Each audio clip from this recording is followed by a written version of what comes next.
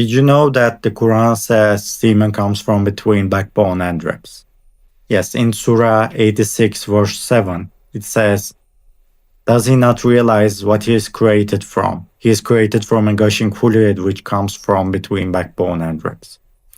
So this is obviously wrong, but there are several defense attempts from Muslims, of course.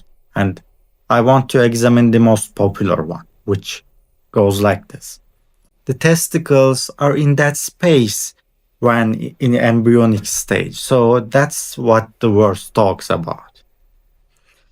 First of all, testicles are not between backbone and ribs in any stage. It is always lower than level of even the lowest ribs.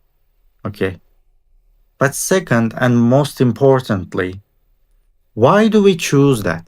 Why do we understand that from the verse? The verse just says that you're created from this fluid and it comes from this space. Why do we understand this as not literally semen, where semen comes from in the adult, but the organ sperm gets produced? Where was that organ in the embryonic stage? Why? Why do we understand that? No fucking reason. And this is the important part. Because this is how they find all those answers to scientific errors. I just look for anything about sperm, semen, reproduction, anything possible. Just anything you can imagine.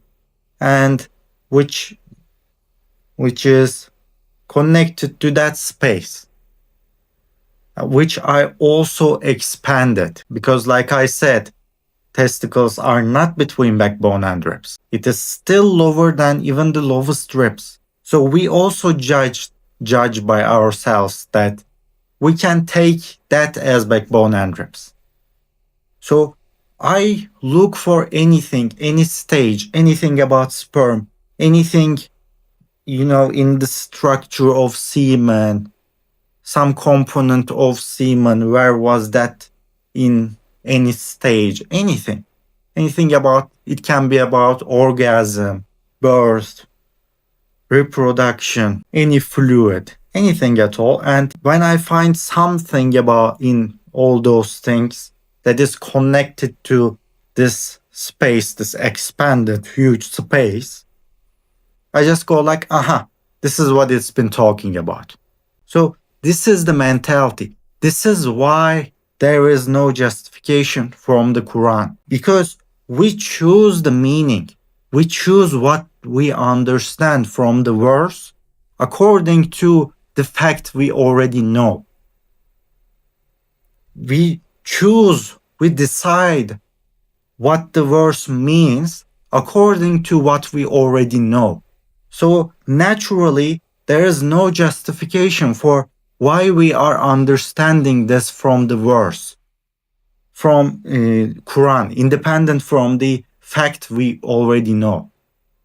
This is the thing. This is the mentality. I will examine every scientific error from the Quran in the future, and we will always see this pattern. This is called ad hoc mentality, ad hoc fallacy.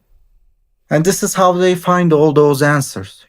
They go like, oh, you don't know Arabic, you don't know this, you don't know Islamic tradition. Yes, this is the answer you didn't realize because you don't know Arabic.